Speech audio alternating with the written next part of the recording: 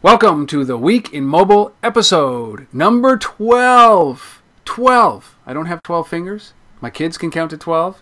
Douze in French, 12. Guys, episode number 12. Thanks for sticking around for that long. My name is Rob Woodbridge from Untether.tv, and this is where we kick around the stories that were important last week and why those stories will be important to you and your business in the coming weeks. And with me, as always, Mr. Anthony Risk from Zebu Mobile. Anthony. Buddy. Hey. Well, 11 out of 12 for you. That's not bad. Yeah.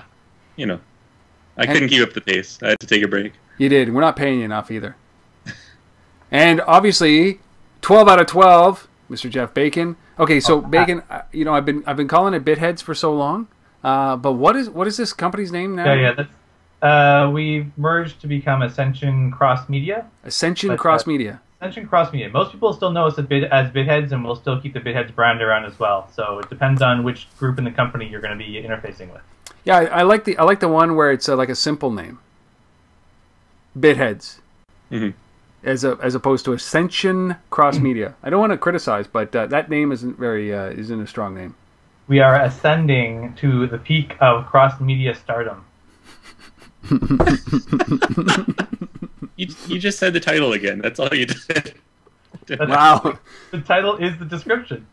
I quite frankly almost spat out my tea. I've never heard such jargon in my life. Well, let's get into the news, gentlemen. It was a great week, obviously, last week.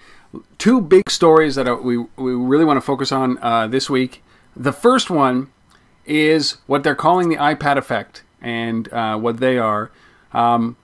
And its impact on PC sales. And not only that, on analysts' projections of some of the PC vendors' stock prices. So this is a pretty significant thing because, and before we went live, we talked about this. Is it the iPad effect or the tablet effect? And it's quite frankly the iPad effect. Sorry for everybody else who's got a tablet. That's what Jeff said, yeah. There's no such thing as the tablet effect right now.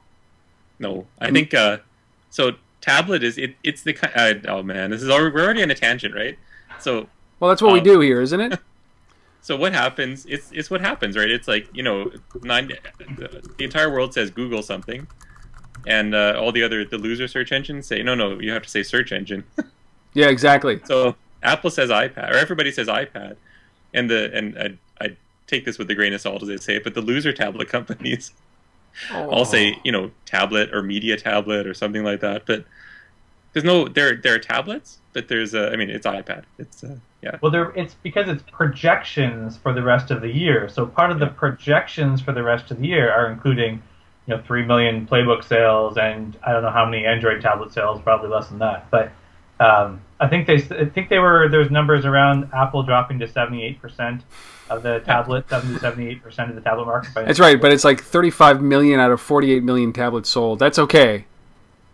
Yeah. Hey, 22% is 22%. People got to start somewhere. That's fair. Android and I'm saying started at 0%, and they're taking over the smartphone market. So, and I'm saying loser tablet companies with a grain of salt because it's RIM selling 3 million Playbooks and they're going to make $1.5 billion in sales or something.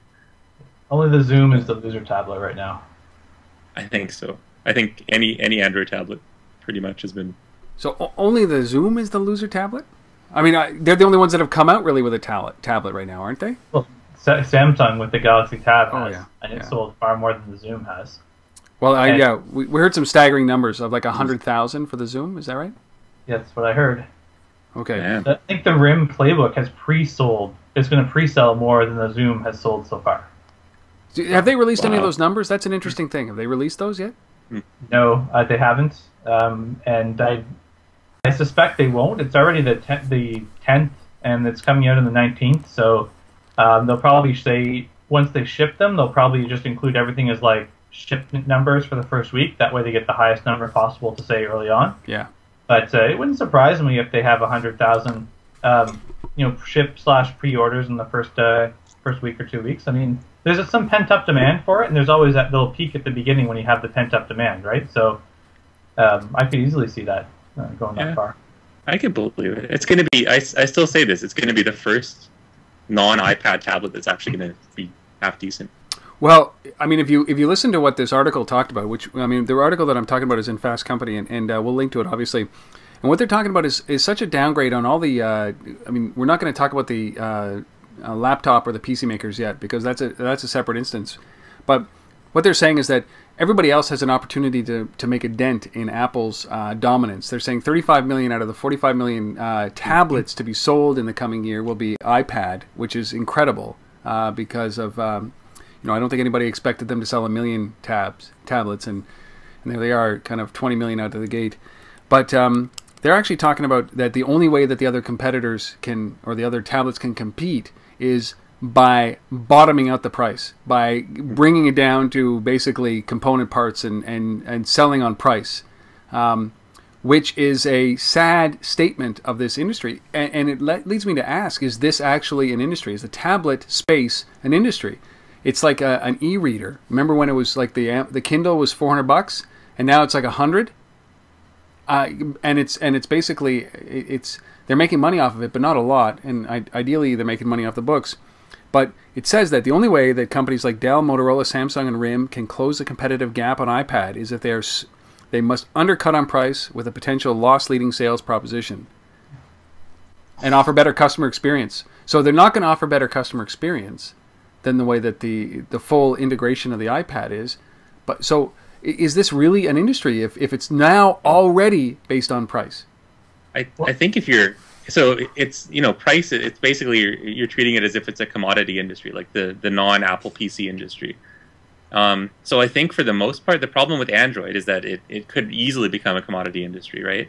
So everyone's kind of sourcing tablets or sourcing LCDs from the same few factories in China, the same operating system, basically, little tweaks here and there, but it's essentially the same thing. I think there's two potential players that could be different.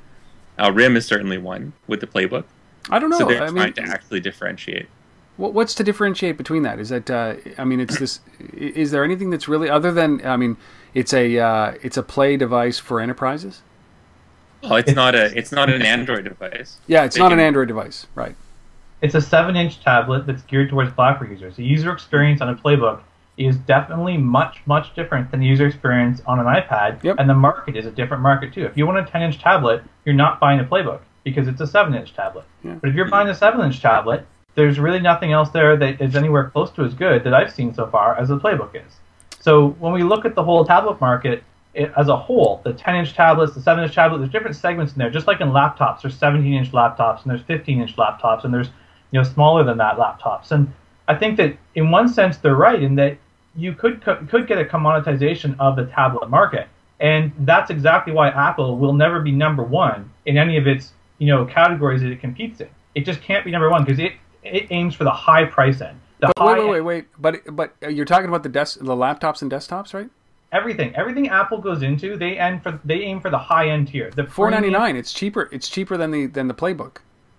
Their entry level is cheaper than the playbook, and it's cheaper than the Zoom, and it's cheaper than most of the devices that we're talking about here. Playbook is $499 for its low end model, same price as the iPad. Yeah, but it doesn't have email or calendar or contacts, man. Nor does it have 3G, right? It does the $499 3G playbook is iPad is not. So, but $499, it's not the most expensive device out there, and it's gone up incrementally, like $100 for the 32 gig or the 64 gig with 3G and Wi-Fi. But ultimately, it's not the cheapest in. But what's interesting about this article is that they're saying that it transposes over to the PC world, which is that it's cutting expectations on PCs. It's going to cut into that market, which Bacon, you've talked about, Anthony, you've talked about. Over the last 11 episodes. Mm-hmm. But what they're saying is that, hey, listen, you know what? You know who's done a great job of protecting their PC market? Apple. Why? Apps. The Mac OS app world, basically, or App Store, is protecting their market. So the analysts aren't reducing the price expectation or their stock expectation on Apple. It's just everybody else. So not only is Apple getting a boost because its iPad is going to be, even at 78%, 35 out of 45 million projected tablets, plus every other PC manufacturer is getting hammered except for Apple because they've managed to protect themselves with an ecosystem the same way they've done it in the tablet market. So that's pretty good on them. I would assume that's pretty smart.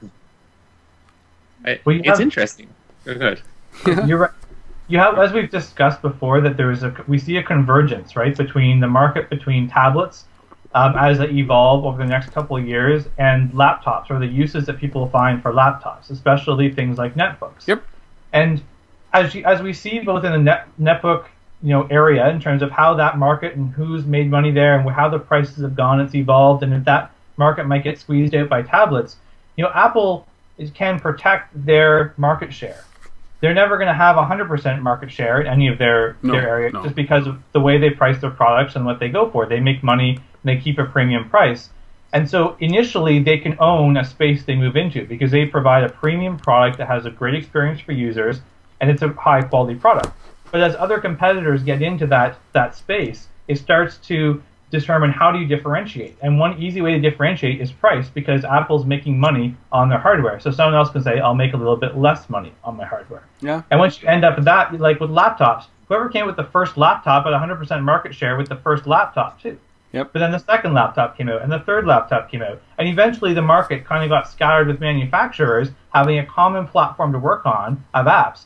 And Apple has their laptop space out of it, and they may be one of the top manufacturers, but they don't have 50% or 60% of the laptop space. No. They have a small percentage of, I think it's 8 or 9% of all PCs are Apple PCs right now. Yep. So the tablet space, you can look at it the same way, is that right now, when they're selling 10 million units a year, they are having 100% market share. But when there's 100 million units sold of a year of tablets, Apple's not going to be selling 70 million of them. I would argue, and I'll put this down, that yes, they will. I would say that there's two markets here. There is Apple's iPad market and rest. And in that rest, it could be a huge market. It could be 6 or 40% of that market share. But when you talk about ownership of a market share, Apple will be the dominant brand, and then everybody else will fall into rest. Even if RIM sells 3 million tablets, Playbook tablets this coming year, which is going to be great for them, and no doubt that's great. That's a victory for RIM. It's still, I mean, that's the first 30 days in iPad world, right? There's so much momentum against them that going for them that combined, even all the Android devices and Dell getting into it and Motorola getting into it. And RIM getting into it, it's so splintered. But when you walk into a store, and you've all had this experience, when you walk into a store and you're like, a Best Buy, maybe still if they're still talking to each other, but Best Buy or a Future Shop or somewhere where there's an Apple kiosk, and you walk past all the tablets that look the same, and then you walk into this well-lit, staffed area that is Apple area, and you make that choice between an iPad or something else. Ultimately, you're going to go with a known quantity. And I'm not going to say that I don't think that that'll last forever. But that first 100 million, when they hit 100 million tablets, I don't see why that 60 to 70 million of those won't be Apple's. And how can you look back and say that when the iPhone 3GS came out, everybody said at that point in time, 2 years ago, when Android had 0% market share, okay? Yep. 0. Yeah. And everybody went, wow, Apple is so far ahead of everybody else. How is anybody going to catch up? They were like a dominant. They were growing. Everybody said there's no way, because for the exact same things you're saying about the iPad, people said about the iPhone. And now Android has the highest market share in smartphones in North America, and higher than Apple, and will continue to grow past that. So totally agree. All I'm saying is it seems like a repeat of exactly what happened with iPhone. That I think, yes, Apple will keep a dominant market share in place, but haven't we already seen that they can't stay number one when they have a volume of competitors producing differentiated products at lower price points? Yeah, and you know what? In all honesty, Jeff, I hope that happens. I hope that there's parity on the tablet space, because you don't want one to dominate. I just don't see it. I just don't see that anybody's put out something that, to date, and I mean, I've played with a Playbook finally, and meh, right? I can't get my MLB app on it. I don't care, right? And there's still a year or two behind in the ecosystem, and that's what's going to drive this. But 3 million tablets, that's great for them. I think that Apple's going to finish with 25 this year. Oh, they're going to be huge. They're going to be the dominant player for at least. Well, they were. I mean, I think they're further ahead on tablets than they were on phones. Mm-hmm. no one saw it coming. Like no one saw tablets coming. So the thing is, there's a huge unknown here, which is that Apple is competing on innovation, which is risky, but potentially hugely rewarding, as we're seeing, right? So when the iPad came out, tablets weren't on anybody's radar at all. Nope. Now there's a bunch of other tablets in, right? They weren't. It wasn't even on anyone's radar. Netbooks. Can you remember those days? Netbooks. When the iPhone came out, before it came out, all the Android phones, the Android had been out there with the developer challenge, but all the Android phones looked like Blackberries before the prototype designs. Yeah. Before the iPhone came out. When the iPhone came out, they all started to look like iPhones, but they did catch up. So I don't know. I think that they can. I mean, based on history, other manufacturers can catch up, but there's still the possibility that Apple has some other insight that nobody else does that puts them another year ahead. And I think, in any case, they're going to be dominant for a while. But the interesting thing, so I don't think it's really a convergence of tablets and notebooks. I think it's a wholesale replacement. I think that what's being shown is that PCs were really not the right tool. They were just the best tool people thought of at the time. But they're really not the right tool for the vast majority of use cases, right? So developers, we want our PCs. We want the flexibility, the power, maybe, the keyboards.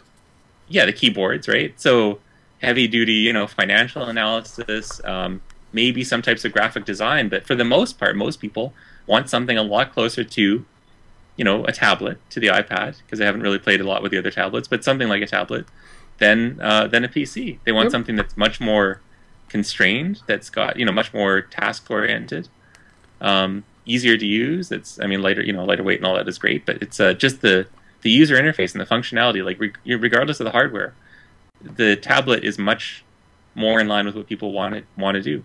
Well, it's not there yet, but I think it's a replacement. I think it's not and that's the reason for the upgrade. It's not we're not building devices that are coming closer to PCs. We're building devices that are good enough that PCs are irrelevant. It's funny because the second piece of the story, and I think it dovetails really well with RIM, is we've talked about QNX and the OS as it's a true OS ultimately, and yes, there's definitely a competitive advantage there. But these rumors that are floating around that Google is quietly preparing Chrome OS for tablets, right? And I think that this is an interesting play because if Anthony, if what you're talking about is true, is that I've often felt that, and we started a little group called Every Laptop Left Behind a number of years ago, that we thought that, listen, laptops are transient in nature, they're a mistake. And that's why I thought it was so weird that people went into netbooks, because that's even greater mistake, right? Let's dummy it down and charge less. And we were waiting for that form factor that would forget everything that we learned already, and maybe the tablets are those. But it's and they're probably inspired by Star Trek or Gene Roddenberry or something. But if that's really the case, is that if all of these laptops are transient, we're going to get rid of them at some point, and they're going to be tablets, then QNX and Google Chrome and Chromium OS could literally play a huge role in that transition. But I think in that instance, QNX has a much better chance of success than Chrome. I mean, Bacon, you've played with Chrome. For sure. QNX to Chrome is like, I don't know, apples to an apple that you've already eaten. Like, it's the Chrome OS is literally a web browser. If you're running Chrome OS on something, you're running a web browser. You can't do anything with it. Whatever you want to do, it needs to have a web connection. It needs to run in a web browser. There's no apps that run standalone. There's no real standalone storage to it. It feels worse than a netbook. It feels worse than your restriction on a tablet. It's like an Android e-reader that says, oh, we can run apps too, technically, but really can only run solitaire because it's built as an e-reader, not as an Android device. That's probably a better, more analogy to Chrome and QNX. Than an apple already eaten. Apple versus Could you imagine another fruit? I mean, exactly. It's like an apple to a peeled banana or something. That would have been. What's interesting though is that what Google's trying to do with Chrome and the Chrome OS and the Chrome browser is create an app environment, a web app environment, and that's what Chromium OS is about. Is that it's all web enabled. You don't have anything. There's no solid state. There's no storage. It's all cloud. And would that be a case that they're envisioning the future? right? Is this their bold innovation or innovative step, like Apple's been doing with the hardware? Is that what Google's doing with Chromium OS, Chrome the browser, and web apps? It's a hope, right? So Google, I think Google, I mean, this strategy has got to be with any of the Android, any devices, Chrome. It's just get everybody using the web in an as open an environment as possible, and then close it. Well, no, but not. I don't think they close the thing, but I think Google, they own like 60+% of search, a massive amount of like the online, pretty much dominate the online advertising, office, apps, and really good in email and advertising and everything like that. So they figured the more people using the web, more of the time, and we have a majority control over search and advertising and stuff, we're going to make a bunch of money. And they have every reason to think they can continue to dominate because they have up until this point. Yeah. I think it's just that. It's just expanding our potential market. And that's what it comes down to. It's a hope, right? It's a hope that... it's a hedge against another possible opportunity, right? So Android is one direction, and they're saying, you know what, we can also produce this Chrome OS, which can go in another direction. And we're not sure for sure which direction is going to happen, but let's have solutions for both. That way, if the cloud-based computing device takes off, that's where they'll have Chrome OS for. And if the native running stuff takes off in the future, and it takes off, it's already pretty big, but wins out in the future, that they have Android OS to do it from. So I think an even better analogy would be you rent videos from iTunes, for example, right? Yep. And they download to your computer. They don't stream them. They don't require you to, every time you're going to use it, to stream persistent connection, right? Exactly. So this Chrome is like as if you were accessing all your streaming video, but you had to stream it. You could not download any of it. So as soon as your connection was gone, as soon as you took your laptop outside, you can't stream your videos anymore. Versus Android is the analogy you have right now, where you download your videos and you can use them whenever you want offline. And I think services so far that have relied on streaming as a requirement to actually use the service in any shape or form have not yet been successful. Whether they will in the future or not, I'm actually not sure whether that's going to be a success path for home PCs, for gaming services, or for these connected devices, but it's certainly an option that if cloud computing takes over and becomes the next big thing, Google has a foot in the door. It's interesting because is this a play? So there's been a lot of talk about Android not being an open source, true open source operating system. Certainly they've certainly had the Motorola Zoom out with the latest version of Android running, and typically open source means that when something's out in a commercial vehicle or something to this extent, that developers have access to it. So is this Google saying, okay, well listen, if we have to open source Android, we want a little bit, now we really need something to protect, and is Chromium OS, the Chrome OS, going to be that thing that is going to be on the, on the Google tablet going forward, and then Android is this open source project which is separate, because they need some IP, of their own at some point around this space, and they need to be able to make some money in this world on the tablet space. So is this their hedge against that? I don't know. I think there's an interesting I thought of it from a different angle, that one of the reasons that they're keeping Android under wraps is because they thought it basically wasn't ready to go out. Like essentially the source code was in such shape that they just didn't think it was ready to release to developers. Yeah. But it's out. It's in production on a tablet already. Yeah. Well, that's the thing. But there's a difference between being maybe it was rushed. There's a whole thing around there, but maybe if the quality isn't there in Android, I mean, maybe they're thinking, well, Chromium is more solid. Let's hedge that just in case Android is starting to get to the point where we can't handle, where it's not gonna scale properly. Yeah. To be clear, we all know what Chrome OS is, right? It's a stripped down Linux version running a very minor XUI that just runs Google Chrome. That's all. There's no IP. It's running on top of Linux with a Chrome browser that they own, and that's what it is. You can do the same thing with QNX. All you do is you require the browser to launch, and you don't have any other apps running in the background. And then you got the same thing, but now you're running QNX. So they don't own the IP of Linux. RIM owns the IP of QNX. But they own the Chrome browser IP, and then that's the conduit into the App Store, right? Okay, so they own one browser out of however many, in which they're selling on tablets, in which you can't download apps. You can only sell web apps to, which most people consider need to be free because they're used to using the web for free. and Google has a priority on advertising as a revenue model, and free web apps are more likely to be used and therefore generate more advertising. So it's this kind of mixed up ecosystem they have where they're trying to sell stuff to people and make money off of free at the same time. Yeah. I agree with you. But I think that if you want to challenge somebody's thinking about the conventional aspects of what we're talking about here, is that, instead of going after the standard stuff, the things that you're used to, I believe that at some point we're going to have ubiquitous high-speed Wi-Fi, WiMAX, last mile stuff in the air wherever you go.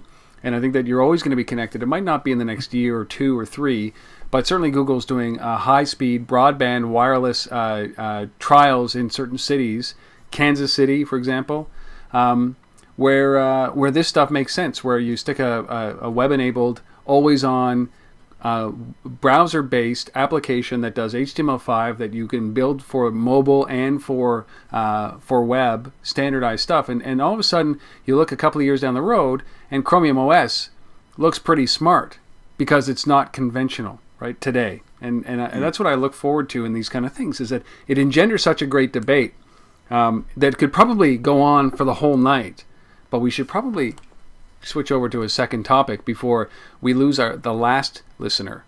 We really appreciate that last listener who's still there right now talking about this. If you have any comments about what we're talking about or any suggestions, any theories, they can be wild, X-Files-like theories, send them our way, untether@gmail.com, or hit up the Suave Hog or anything at zebu.com. But one of the things that the darker side of what's going on in the mobile space is tracking, right? It's great if you're an advertiser. It's not so great if you're a consumer that wasn't aware that you were being tracked and what your data is being used for. And usually it's an afterthought that you're trying to monetize an application. But when you think about somebody like Pandora, which is a streaming radio service, they've been sending some information that people are mixed about.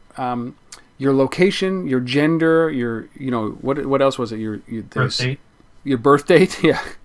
That kind of stuff. And, people are mixed about this. They've been sending it to advertisers so that they can display ads that are tailored towards you. But at the same time, there's another great article on Fast Company that talks about all of this information kind of combining into, a DNA-like strand where you can be identified from all of this information. And it's pretty serious. Start with the Pandora thing. They've... whether or not they knew that they were sending this information, it was going to a third-party like ad mob or ad service provider. That's part of their terms of service, where you give up that information so that you get tailored ads and the app makes some money. How do you guys feel about this? Is this something that's relevant, or is this a news story, or should we just brush this off and move to the next one? I'm actually shocked that it's taken, the past few weeks with all the Android apps sending information, the 50 that were pulled or whatever it was. Yeah. I'm kind of shocked that it's taken this long for people to realize that, you're installing these apps that have access to, pretty much everything on your device. And yeah, there are security prompts, but nobody ever reads them for the most part. Yeah. Except for corporate BlackBerry users where they actually could be restricted. But smile on Bacon's face. If you're listening to this, there's a big smile there. Yeah, exactly. Score one for Rim there. No, they thought of this ahead of time. Yeah, they have good control over things like this in corporate environments. But I'm sure you're installing software onto your device, which has a lot of personal information, and it's Pandora. But there could be thousands of other apps out there. There are that are sending all kinds of information, and people just haven't figured it out yet. Maybe they're starting to suspect. But anything you install could have given you a little security prompt over, I want to access your user information. And you're probably just like, yeah, whatever. Yep. I'm just downloading an app, and Angry Birds is sending, all your friends' birthdays and contact info to whoever. It could have been going on for a long, long time. I mean, it's just, but yeah, it's certainly a concern, and I don't know, it has to be addressed at probably at the operating system or at least the App Store level with a lot of these apps. I find it quite interesting that we see stories like this come out on a semi-regular basis. Some app is invading this privacy, or Google's has a privacy policy change, or Facebook has a privacy policy issue, and they change, and the story comes in and out. But I find it an interesting, almost social commentary on people that we see these stories out there where people hear about these things, and the whisper mill about what privacy issues there are on the web between people who are not knowledgeable about it is so much more scary than what the reality actually is. And it's an interesting way of looking at it that people are actually more scared than they probably need to be, and yet still the rules and the regulations around how privacy information is handled and how customer information is handled and dealt with and what's allowed to be collected is not, like, basically nobody has anything concrete that's well understood by everybody and that is in any way uniform across country boundaries. Yeah. And, for the past 10 years or so, governments have somewhat legitimately used the excuse, technology is moving so fast. We don't want to cripple innovation, and our laws, our non-digital laws can't catch up. Which I think now that's kind of a crock. And that we need to step back and say, it's been 10 years, okay? It's been 15, it's been 20 years, it's been 30 years. Technology, yes, it's moving forward. Laws are changed every day. It's not like you can't make updates to laws that exist. So I think it's a real interesting state of affairs where you have governments trying to stay out of this realm of regulating because they don't want to impair innovation, but at the same time, people are concerned about the privacy that is being given up by using some of these services. And that governments go into such detail on so many different laws and can't take the time to put together a basic framework, even if it's not detailed, so you don't hamper innovation. Basic frameworks around technology, around personal privacy in the digital realm, that they don't have these in place is just kind of ridiculous. Well, I think it happened a number of years ago with Netflix. When Netflix opened up their data, remember they did this $1 million challenge that it was a search algorithm that basically, it was a recommendation engine. Yeah. And they opened up the data to anybody who was willing to participate in this developer challenge. And a lawsuit was levied against them, saying that, listen, you know what, you can identify people based on their movie choices and their location, just those two things. And that's what's happening here, is that ultimately the impact, and I don't know that people have thought that far forward, the impact of checking into a location might seem frivolous and fun at the time, like a Foursquare location, or checking in, I don't know, with any of the many technologies.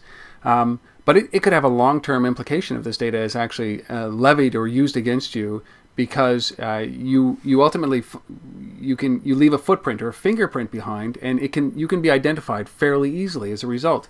Yeah. So just go a little bit into the future, is that if I'm an employer and somebody's work ethic or work efforts have laxed over the last little while, I'm going to find out a little bit of information. It won't take me long to figure out that the reason is because they've been to, the bars 4 nights in a row because they've checked in with Foursquare or through Facebook Places or to that extent.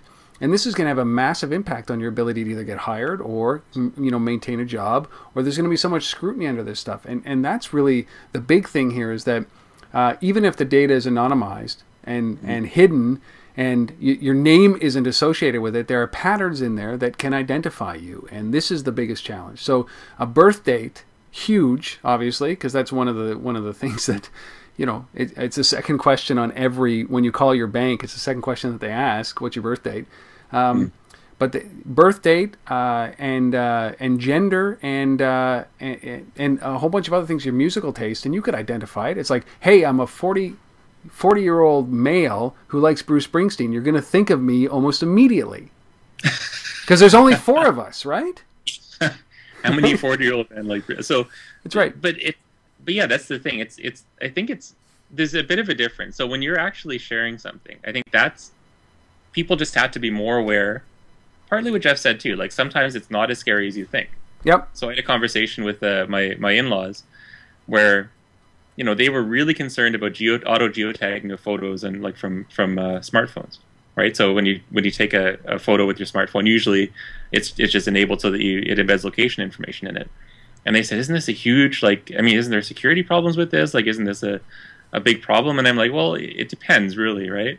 So I'm not sharing these photos with everybody. If I'm taking photos in front of the Parliament buildings in Ottawa and it's geotagging me as the Parliament buildings in front of Ottawa, you could find that information from the picture. If you really want to know where I am, it's not usually that hard.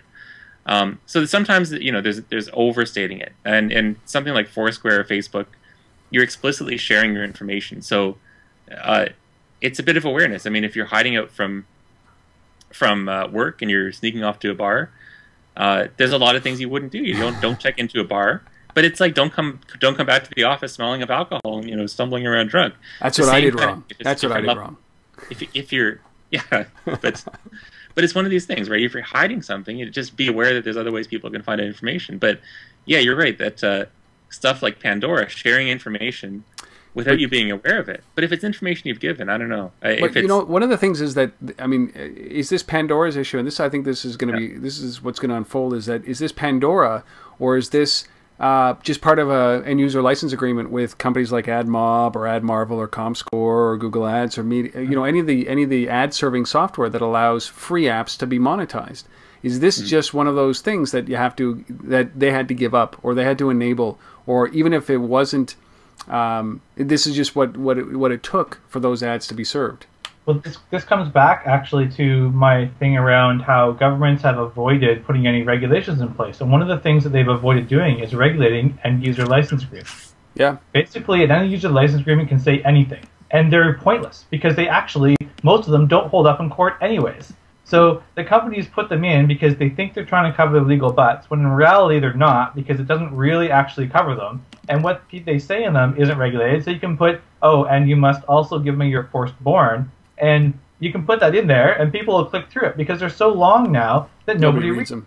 No. So the point is why do you have an end user license agreement that's so long that it's effectively useless to try and put it in there on a smartphone device that you got to scroll through 27 pages, hello RIM, of stuff before you get to the button that says I accept. And Apple, and excuse me, everybody, but yeah, it's totally. So like those kind of things where it's like if the government would step in and say, okay, here's what we're going to regulate. Here's how you have to format an easily readable form. It's not legally binding, but it is legally binding up to what you're saying that you're going to collect. Yep. And you have to display in this form. You have to do it in this way. So at least there's a standard form that people understand how to read. So when they see those agreements, they don't have to search through 10,000 words to find the word birth date.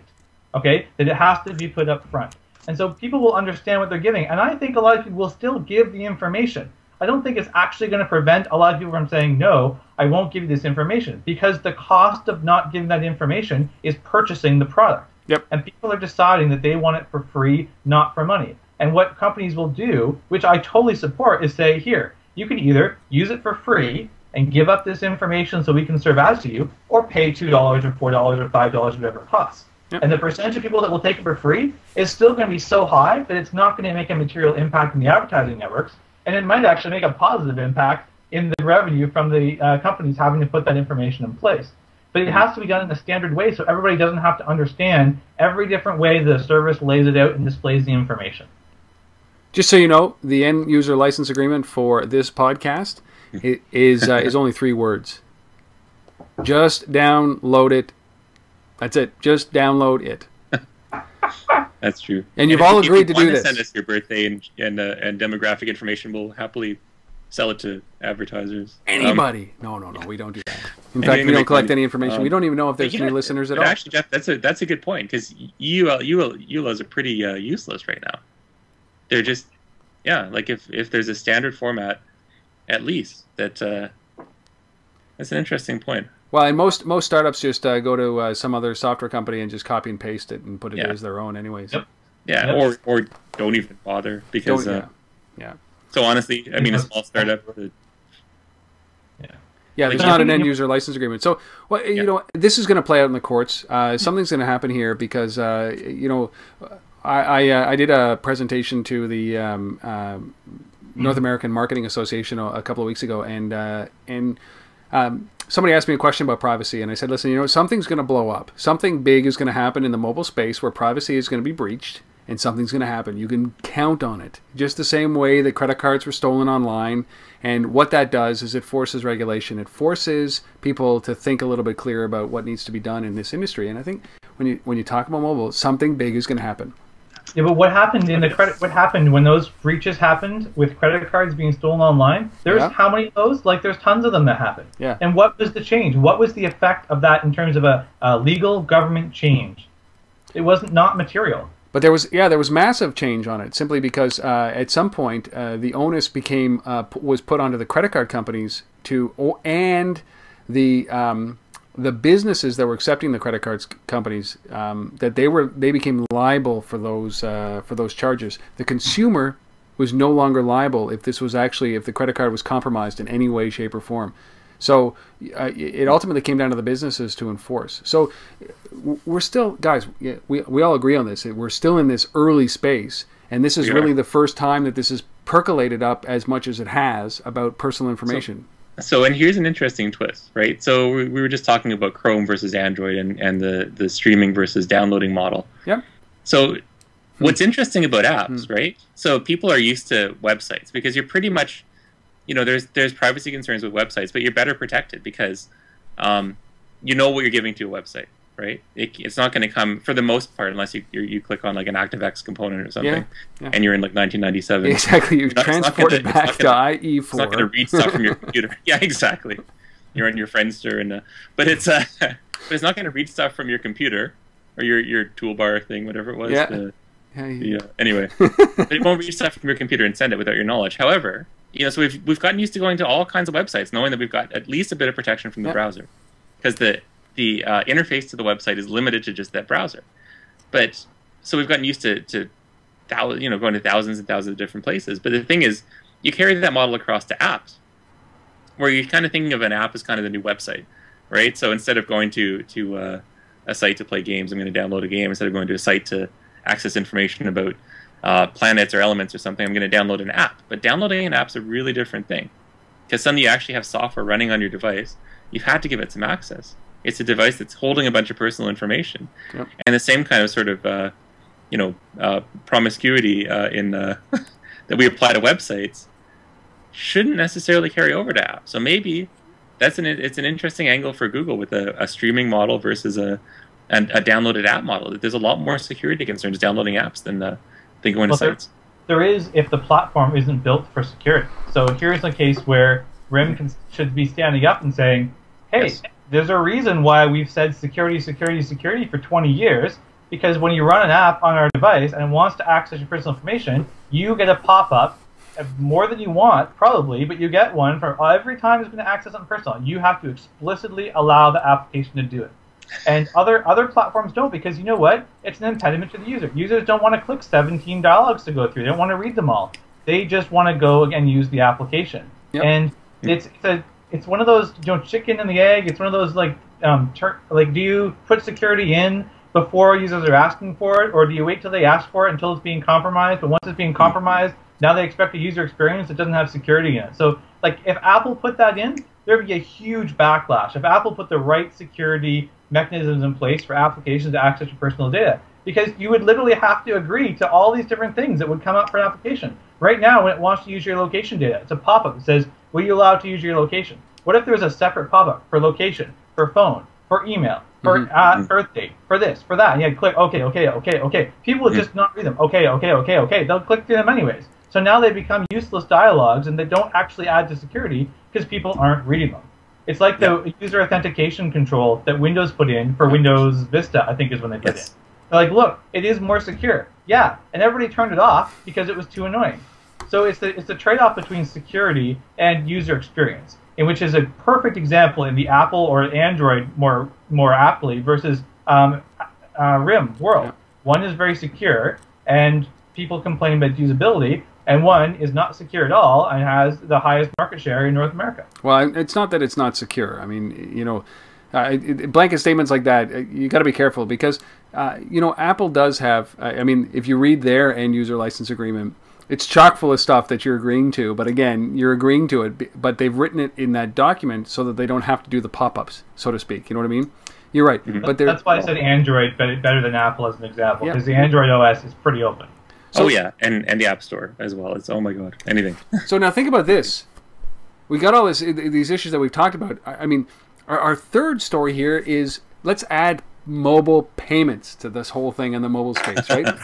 To security and around the security space, and more aptly, more specifically, is that Amazon is clearly looking at this space at the NFC and the mobile payment space and saying, "Oh man, I don't know why. And if you listen to, I think it's Stefan over at Into Mobile, he talks about this ridiculous case, but we'll come to that in a second. But there's rumors all over the place that Amazon's going to get into mobile payments and NFC. Mobile payments, I'm not so sure. I don't get this whole thing. So maybe somebody can explain this to me. But it's big, and Amazon getting into something, they don't do it half-assed. So what do you think that Amazon playing in the mobile payment space and NFC is about? Well, I mean, mobile payments totally makes sense because it's basically digital payments. Mobile payments is digital payments. Yeah, but explain that. Like, so Amazon, like, are you talking about? Are we just talking about purchasing Amazon product on a mobile device? Use your Amazon account where you have stored payment information to purchase something, whether it's digital or non-digital. Yeah. It doesn't matter. The point is, if they can be the one that stores all your end-of-the-line purchasing information, your PayPal link, your credit card link, your bank link, and you can just use your Amazon account information, then you streamline the process for accessing Amazon services, which then they get to access you as a customer. So you're talking about basically a pay pass, an Amazon pay pass, so to speak. But it already exists with Amazon. You're right. Yeah. Just digital to start in terms of getting mobile payments, digital payments done. NFC is the weird one because it's intrinsically a physical technology. It's you bump your phone or you move your phone or you physically do something, and Amazon's the digital world. So that's where I find it kind of amusing that I totally see digital payments through Amazon. Anybody who's online wants to own the digital payment. Trusted partner. Yep. I don't know. Well, that's it. I mean, it got a little weird when Stefan here in that article said that, wouldn't it be cool if you could walk into a retail outlet and browse and then buy on Amazon, and then that retail outlet gets a commission? I mean, it was ridiculous. I don't mean to pick on somebody, but basically you're signaling the end of the retail world and everything moves to catalog. If that's I don't ever see that happening. So the thing I was thinking of, and I brought this up at the beginning, was before the podcast, was remember the 40-Year-Old Virgin? I'm sure a lot of people have seen it. Remember the Catherine Keener? And just so you know that it's not a correlation between the fact that I'm 40 and he's bringing that up. No, I have kids. I'm just putting that out there. Okay, go ahead. Anna Springsteen fan. Exactly. Wait a second. And doing this podcast from someone's basement, you say it's your own house. I haven't seen any kids run back and forth yet. So. What's that, Mom? I'll be up in a minute. It's okay. Carry on. But it was Catherine Keener's. I think it was her character that had so the eBay store. Yeah. You would go in, and the whole point of the store, you remember, you go in, and it's stuff that you can buy on eBay. Yep. But you can't actually buy the stuff in the store. You actually then have to go and log into eBay to buy the stuff from her store. It's genius. So something that, an idea that came out of a Steve Carell comedy is now being touted as a potentially valid business model for Amazon to go into. I just don't get the NFC stuff unless it's product research, and then you walk into a store like Best Buy or any store and you scan it and you bump it and you do some product research on it, because NFC is not just payments, right? That those guys would want, like, what the heck? Why? I mean, you're losing all your revenue on the sale. Like, it doesn't make any sense. There's products out there that Best Buy hates. That the price shopping, the price comparison things, where you just scan and it tells you, like, based on location, what's the cheapest price for this product based on the UPC code. And retailers hate that kind of stuff. Yeah. Because they can't, suddenly they're all pushed down to the same pricing. I mean, the mobile payments, digital payments make sense for the same reason that iTunes digital payments make sense, because Amazon already has like 100 million credit cards or something. Right? Well, like Apple already has 150 million credit cards. I mean, I can imagine that is Amazon going to get into the physical location? Like, you could do, we had, when I was growing up, catalog stores, consumers distributing, where it was just basically a catalog and you'd order it from that point. I mean, this is old school. It's like, it's going back to where it was. Could Amazon be putting up stores everywhere, little catalog stores, catalog kiosks in malls? It just seems ridiculous. It was like .com 3.0 or something like that. Exactly. Bricks and mortar, exactly. This would be a fun thing to sit around for like 3 hours and think, how in NFC, how could they possibly, and just come up with all the ideas that. I have a slight tangent from something that you were talking about there. And so in terms of, like, retailers not liking to be able to scan and see what the best prices are in your local area. Yep.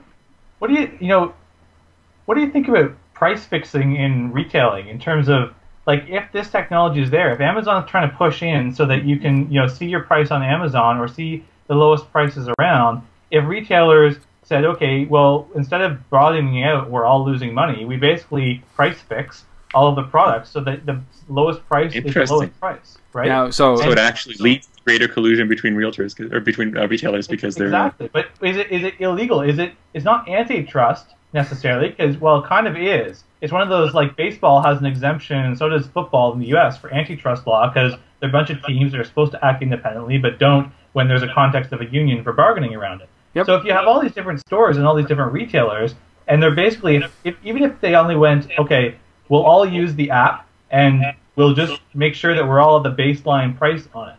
Like, is that collusion? Is that illegal for them to do that? And if like oil companies went through this over the last 10 years, like price fixing when you had three gas stations on the corners and the prices were all the same. Everybody was saying, well, they're price fixing. There's collusion between them all. But what if you expand that out to look at all retailers? When you incorporate digital pricing, how do those retailers compete with someone like Amazon getting to the space and leveraging the barcodes that they're putting on all their products to do price comparisons on Amazon? Well, I mean, it's a lot of normalization. What we talk about this is that I don't know if you can actually, I mean, collusion is collusion. Price fixing is price fixing. I'm pretty sure that it's not legal anywhere in any industry, and I'm not an expert in this, so if anybody wants to chime in, go ahead. But I'm fairly certain that at no other time in our history, maybe since there was more than one product to buy, that the consumer has all the power right now when it comes to pricing, is that you can walk into a Best Buy using their own application that they've released to combat this, which is basically to scan a product, look everywhere for it, and if you find a price that's better, they'll match it on the spot, right? Mm-hmm. And as a consumer, you've not had that kind of power before, where you are in control of the price, and there's not much that other person can do or the company can do because they're going to lose business as a result of this. So they have to embrace this. So it is kind of collusion, but it's happening on the side of the consumer more than it is on the retailer. The retailer is a victim of this, but I can't see that anybody's going to partner with Amazon, who's their chief competitor, and say, "Listen, okay, let's all get together and we'll pick the lowest price, the base price, and then we'll work from there." But it just shows that we're in this kind of state of flux when it comes to this technology. Is that everybody wants to get into it, everybody's trying to partner. And I think the guys that are best suited right now are the credit card companies because they've been doing it. They understand it. And even for Amazon to be your payment fulfillment house, it's like, fuck that, I got a MasterCard, right? And I've got all the securities around that. And I think that there are companies like Square who are trying to get into the space and in credit card processing and transactions and enablement. And I think ultimately you're going to have credit card companies and Facebook as pretty dominant transaction-enabled companies, and everybody else is going to use those. And whether or not you trust Facebook or I mean, obviously people have trusted their credit card companies. It's hard to engender that when you've got a for-profit company like Amazon who just wants to sell you product as opposed to rent you the service of borrowing money. It's a long rant, but it's so this industry is so in flux that people are trying to do everything too quickly, and they're all doing the same thing, and they're all trying to be credit card companies in my mind, and they should just stick to their guns, which is Amazon. You're a really cool retailer, right? Retail, right? And do it. Well, I mean, I don't know if these stories actually covered the week that was in mobile. But it was certainly enlightening. I think we've got another bet here. This is like the 9th bet I've made with Jeff. I think this one on the fact that if there ever is a $100 million, if there ever are $100 million tablets sold, that Apple will be between 60 and 70 million of those. I don't know.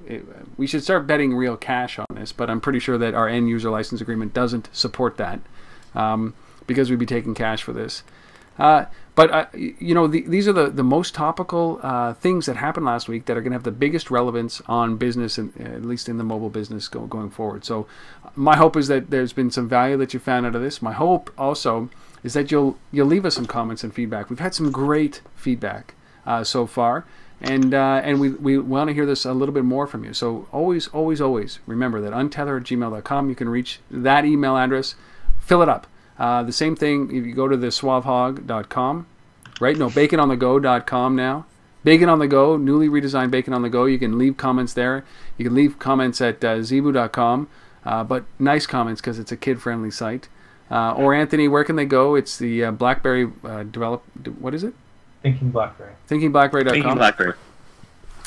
And you can head to thinkingblackberry.com and leave a comment for Anthony there as well. And it'll all assemble at some point to us, and we will respond. And we'll do anything within reason.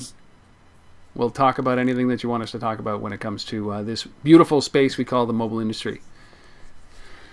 12 episodes down. We'll be around next week for episode number 13. Anthony, thank you so much for participating this late in the evening. Jeff Bacon, always a pleasure, my friend.